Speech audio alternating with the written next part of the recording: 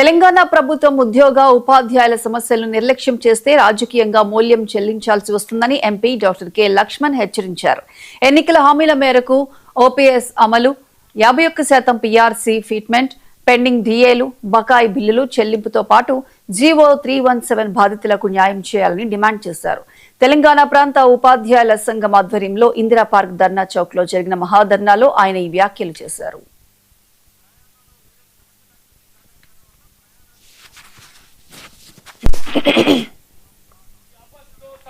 కేవలము తమ పబ్బం కోసం విద్యార్థులను అదే రకంగా టీచర్ల మధ్య ఒక ఘర్షణ వైఖరి సృష్టించేటువంటి సంఘం మాది కాదు. ఆ రకంగా మరి విద్యా వ్యవస్థను మరి అందుబాటులో తీసుకొచ్చేదానికి మా వంతు కర్తవ్యంగా మేము ప్రయత్నం చేస్తాము. సంఘానికి గుర్తింపు కావాలంటే చంద్రబాబు నాయుడు గారు ఆ రోజు ఆపస్కు గుర్తింపిస్తే ఈరోజు రాష్ట్రాలు విడిపోయిన తర్వాత ఆంధ్రప్రదేశ్లో ఆపస్గా, తెలంగాణలో తాపస్గా ఇవాళ వారు చేసినటువంటి అవిధాల వల్ల కృషి వల్ల టీచర్లందరూ కూడా ఏ రకంగా ఇవాళ తపస్సు గొడుగు కింద వస్తున్నారో మీరు చూస్తున్నారు.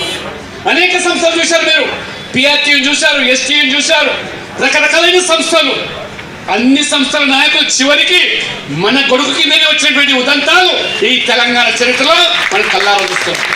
అంటే అసలు శిశులు ఉపాధ్యాయుల సమస్యలు పరిష్కారానికి అసలైన సంస్థ అది తపస్సుగానే గుర్తిస్తున్నారు. కాబట్టి ఇవాళ తపస్సు గొడుగు కింద అనేక మంది ఆ సంస్థల్లో పనిచేసిన నాయకులు సైతం కూడా ఇవాళ చేరుతున్నారంటే మీరు ఆలోచన చేయండి. కేవలము తమ పబ్బం కోసం విద్యార్థులను అదే రకంగా టీచర్ల మధ్య ఒక ఘర్షణ వైఖరి సృష్టించేటువంటి సంఘం మాది కాదు.